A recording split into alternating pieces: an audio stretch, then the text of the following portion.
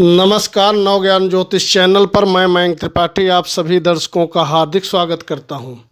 2023 में लोहे के पाए पर शनिदेव गोचर करना शुरू कर दिए हैं 17 जनवरी से, और 3 राशि वालों को थोड़ा सावधान रहना चाहिए, आपकी परेशानी बढ़ सकती है।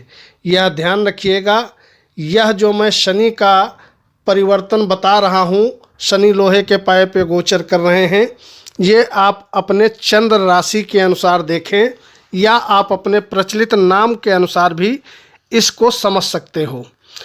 शनि महाराज अभी तो अस्त होने जा रहे हैं 5 फरवरी को, लेकिन जैसे ही ये उदय होंगे अपना प्रभाव ये देना शुरू कर देंगे। पहली राशि जिसमें शनि महाराज लोहे के पाए पर गोचर कर रहे हैं वह राशि है मीन। मीन राशि के 12वें भाव में शनि महाराज का भ्रमण हो रहा है, और यहाँ पर बैठ करके शनि महाराज थोड़ा पीड़ित भी रहेंगे क्योंकि केतु की दृष्टि इनके ऊपर पड़ रही है। तो यहाँ पर शनि की तीसरी दृष्टि नीच की आपके धन को रोकने का काम करने वाली है, और धन भाव पे इनकी दृष्टि होना शुभ नहीं है। पहली चीज़, परिवार से मतभेद की स्थिति उत्पन्न हो सकती है।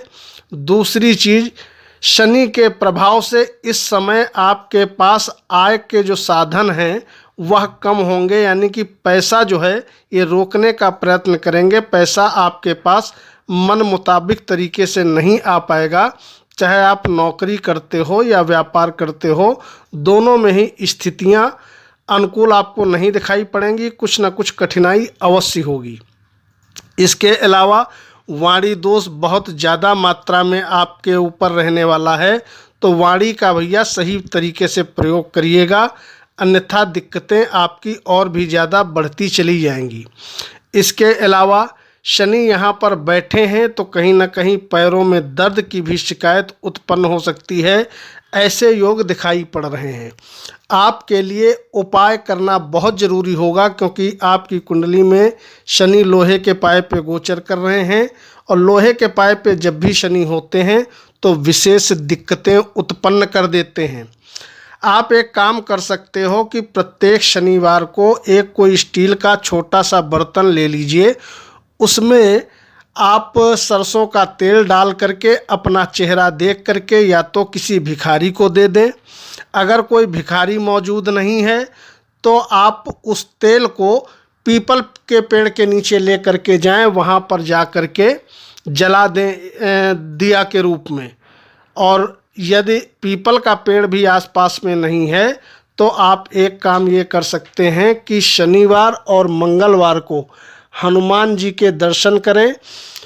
इससे भी शनि का दुष्प्रभाव काफ़ी हद तक रुक जाएगा और आपके आमदनी के नए नए स्रोत खुलने लगेंगे। हालांकि अभी शनि दुष्प्रभाव आपके ऊपर अक्टूबर तक ज़्यादा डालेंगे। अक्टूबर के बाद जैसे ही केतु परिवर्तन कर देंगे इनका दुष्प्रभाव थोड़ा कम हो जाएगा। इसके अलावा लग्नेश आपके बहुत ज़्यादा मजबूत अवस्था में वर्तमान में चल रहे हैं, तो आप लग्नेश के मंत्रों का अधिक से अधिक जप करें ताकि स्थितियां आपके अनुकूल हो सकें। दूसरी जो राशि है जिसमें शनि महाराज लोहे के पाए पर गोचर कर रहे हैं वह राशि है कर्क।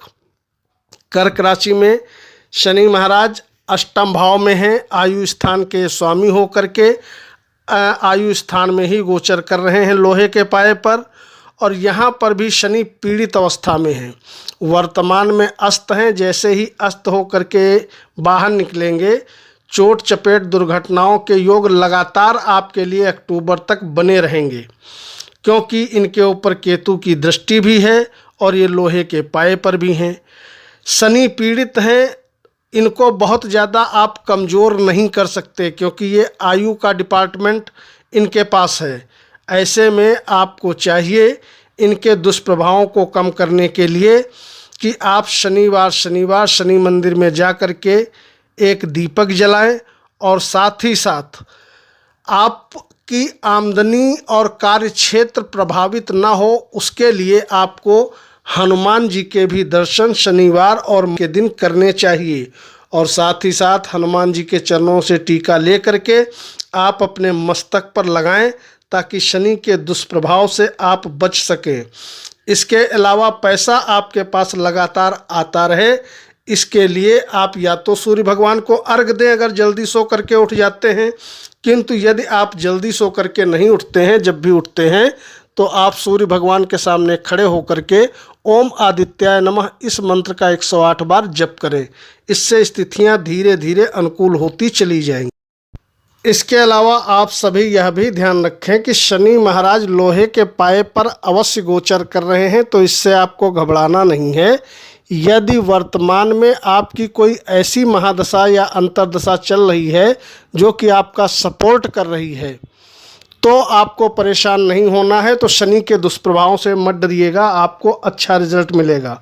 किंतु यदि शनि की, केतु की या राहु की महादशा अंतर्दशा चल रही है तो अक्टूबर तक का जो समय है विशेष संघर्षपूर्ण रहने वाला है, यदि आपके कुंडली में शनि लोहे के पाए पर हैं। इसके बाद बात करेंगे अगली राशि की जिसमें शनि लोहे के पाए पर गोचर कर रहे हैं, वह राशि है वृश्चिक। वृश्चिक राशि में एक तरफ जहाँ पर शनि शश योग बना करके चौथे स्थान में बैठे हुए हैं, ये माँ के स्वास्थ्य को गड़बड़ करेंगे। हालांकि शनि सिर्फ यहाँ खराब नहीं करेंगे, आपको भरपूर मात्रा में सुख सुविधाएं देने का प्रयत्न करेंगे, लेकिन शनि इस समय काफ़ी पीड़ित अवस्था में हैं, केतु की दृष्टि में हैं और अक्टूबर तक केतु की दृष्टि में रहेंगे। तो ऐसे में जिन लोगों को छाती से संबंधित किसी भी प्रकार की कोई प्रॉब्लम पहले से है, जैसे कफ का बढ़ जाना, अस्थमा आदि, तो वह समस्या बढ़ जाएगी।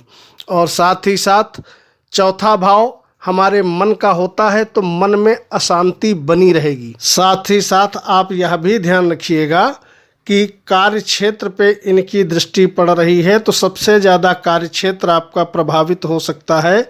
ऐसे में आपका कार्य क्षेत्र प्रभावित ना हो, इसके लिए सूर्य को अधिक से अधिक मजबूत करें, सूर्य भगवान को जल दें, ओम आदित्याय नमः इस मंत्र का आप जप करें तो आपके लिए अच्छा रहेगा।